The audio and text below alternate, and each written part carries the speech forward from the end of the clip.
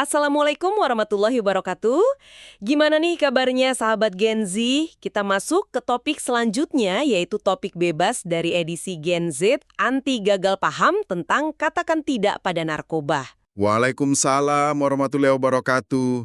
Alhamdulillah, siap banget nih kita bahas topik yang super penting ini. Iya, penting banget. Karena kan kalau kita lihat kehidupan kita sekarang, khususnya Gen Z ya, hidup di tengah cahaya layar yang kayaknya nggak pernah padam. Informasi datang non-stop, terus ada tekanan buat selalu kelihatan, baik-baik saja. Betul, di balik semua itu, di balik tawa, kadang banyak yang diam-diam mikul beban sendirian. Nah, di saat-saat sunyi kayak gitu, sering muncul janji-janji palsu. Janji tenang sesaat, lupa sejenak, padahal yang dikasih cuma kerusakan. Dan ini nyambung banget sama obrolan kita di episode sebelumnya tentang iman. Ah, bener juga. Menjaga diri dari hal-hal yang merusak, itu bukan cuma soal kesehatan fisik, tapi ini inti dari menjaga amanah kehidupan.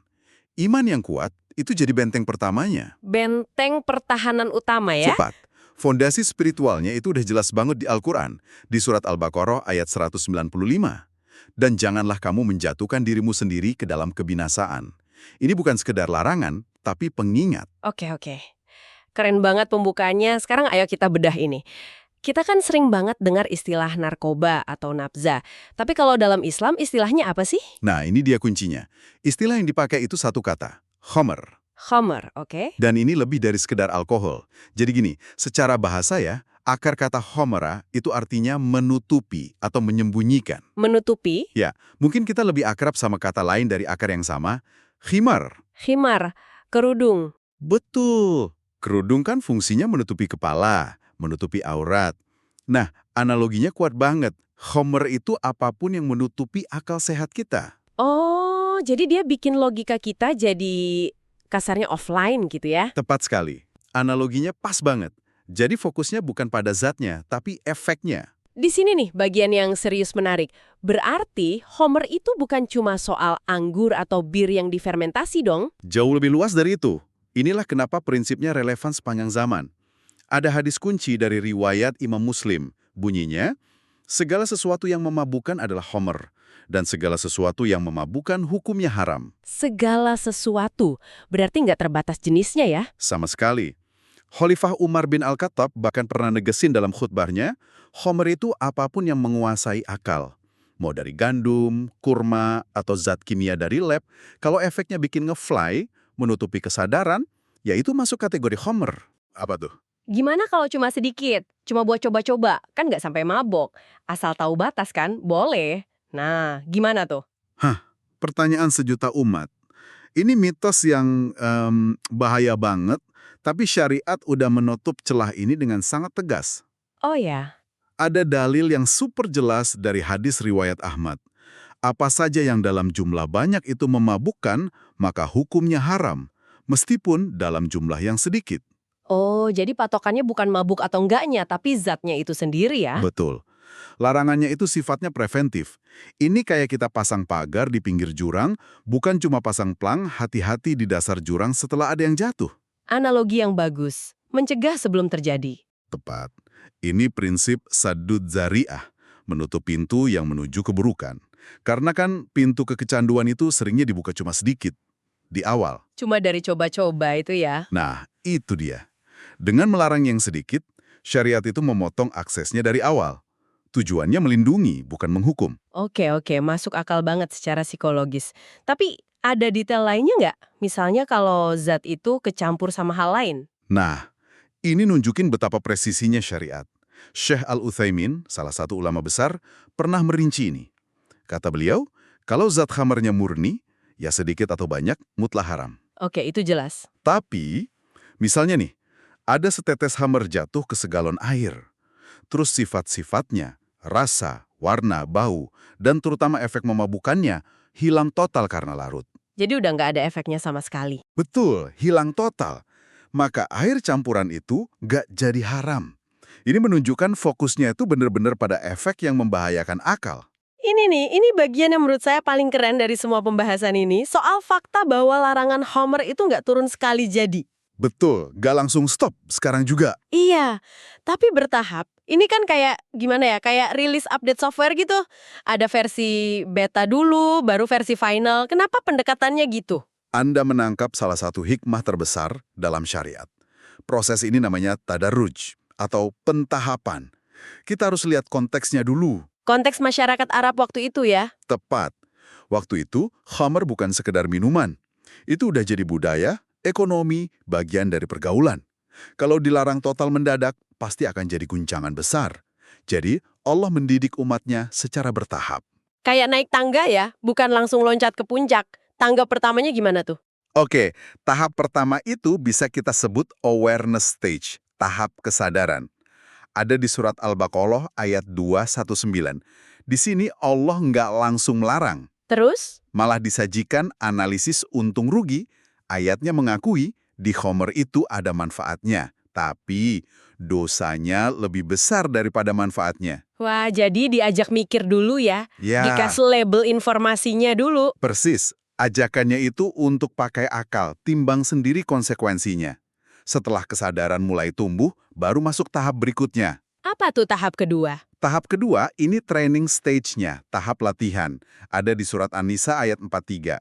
Larangannya spesifik, janganlah kamu mendekati sholat sedang kamu dalam keadaan mabuk. Oh, ini cerdas banget. Karena sholat 5 waktu kan tersebar sepanjang hari. Secara efektif, ini menciptakan periode-periode puasa dari khamr. Jadi jiwa dan raga dilatih untuk disiplin, untuk bisa berfungsi tanpa pengaruh khamr. Ini fase latihan sebelum komitmen penuh. Jadi kayak ngebangun otot spiritual dulu ya, nggak bisa langsung angkat beban paling berat, baru setelah latihannya cukup. Tepat sekali. Baru masuk tahap ketiga, larangan final. Final prohibition. Ada di surat Al-Maidah ayat 90-91. Di sini, bahasanya tegas banget. Gimana tuh bahasanya? Kata yang dipakai itu fajtanibuhu. Artinya, bukan cuma jangan minum, tapi jauhilah. Jauhilah. Wah, itu lebih dalam maknanya. Jauh. Artinya jangan dekati, jangan produksi, jangan edarkan, jangan terlibat sama sekali di ekosistemnya. Larangan total ini turun pas mental dan spiritual umat udah siap menerimanya. Butuh strategi, bukan cuma penghakiman. Benar, ini kayak cetak biru ilahi untuk perubahan. Ini membawa kita ke sebutan yang kedengerannya berat banget nih. Umul Khobaits. Induk dari segala keburukan. Nah, itu dia. Ini kan terdengar dramatis banget. Kenapa sampai disebut induk? Emang sedahsyat itu dampaknya? Julukan itu bukan hiperbola, tapi diagnosis yang akurat. Disebut induk karena dia melahirkan banyak keburukan lain. Dia itu gerbangnya. Gerbang kejahatan lain. Iya, saat akal sehat sebagai pusat kendali udah ditutupi, potensi untuk melakukan hal buruk lain jadi terbuka lebar. Rasulullah sendiri menggambarkannya dengan sangat pas di hadis riwayat Ibnu Majah. Khamr adalah kunci dari segala keburukan. Kunci ya, bukan cuma salah satu pintu. Tepat, kuncinya. Ada satu kisah yang sering diceritakan Syekh Ali Asyabuni yang gambarin ini dengan jelas banget. Gimana tuh kisahnya? Jadi, ada seorang lelaki soleh yang dihadapkan pada 3 pilihan dosa. Minum khamr, berzina, atau membunuh. Dia mikir, wah minum khamr kayaknya dosa paling ringan deh. Logis, sekilas kedengeran paling ringan. Dia pikir gitu, jadi dia pilih minum khamr. Tapi, justru karena dia mabuk dan hilang kendali, pada akhirnya dia melakukan 2 dosa lainnya juga. Dia berzina dan membunuh juga. Betul. Kisah ini jadi peringatan keras. Meremehkan kunci atau gerbang kejahatan itu kesalahan fatal. Tapi kan itu mungkin skenario ekstrim ya. Dalam kehidupan nyata mungkin efeknya lebih halus, nggak sedramatis itu dalam semalam. Tentu, kisah itu kan untuk menggambarkan potensi terburuknya. Tapi kerusakan yang lebih halus itu, erosi karakter yang perlahan, justru itu yang lebih sering terjadi. Disitulah bahaya multidimensinya kelihatan. Dari berbagai aspek ya. Iya, secara sosial, Al-Quran sendiri bilang khamr itu menimbulkan permusuhan dan kebencian. Secara kesehatan, kita semua tahu. Kerusakan hati, saraf, gangguan mental. Tapi yang paling dasar itu kerusakan spiritual. Spiritualnya gimana tuh? Ada hadis riwayat Bukhari dan Muslim yang bilang, seorang peminum khamr tidaklah minum khamr ketika ia meminumnya dalam keadaan beriman. Ini bukan berarti dia jadi kafir ya. Tapi ini menunjukkan ada semacam pemadaman spiritual sesaat. Koneksinya ke Tuhan itu kayak terputus karena jiwanya tenggelam dalam ilusi kenikmatan sesaat. Oke. Setelah kita bahas semua ini, mari kita coba tarik benang merahnya. Biar sahabat Gen Z makin paham. Boleh. Pertama, narkoba atau homer itu intinya adalah segala sesuatu yang menutupi akal sehat kita. Jadi bukan cuma soal minuman tertentu. Betul, fokusnya di efek, bukan di zatnya.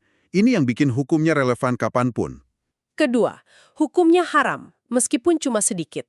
Ini bukan soal takaran, tapi soal prinsip perlindungan, langkah preventif. Tepat, menutup pintu bahaya sebelum kita sempat melangkah masuk.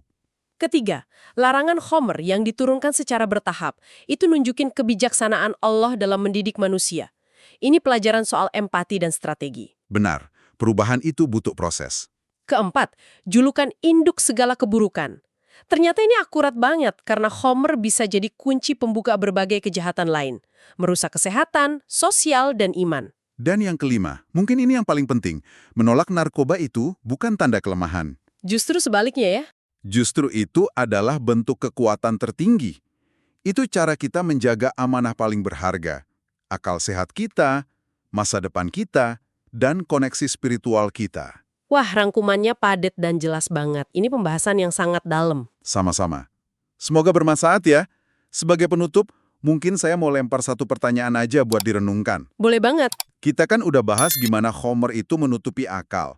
Pertanyaannya adalah, selain narkoba, apa saja dalam hidup kita yang mungkin secara halus berfungsi seperti homer? Maksudnya? Sesuatu yang membuat kita lalai dari tujuan hidup, yang menutupi kita dari mengingat Allah, yang menghalangi potensi sejati kita, atau yang bikin kita lari dari kenyataan yang seharusnya kita hadapi dengan iman dan keberanian. Sebuah pemikiran yang dalam banget untuk mengakhiri diskusi kita. Kita akan lanjut ke topik bebas selanjutnya, jadi tetap ikuti edisi Gen Z Anti Gagal Paham ini. Wassalamualaikum warahmatullahi wabarakatuh.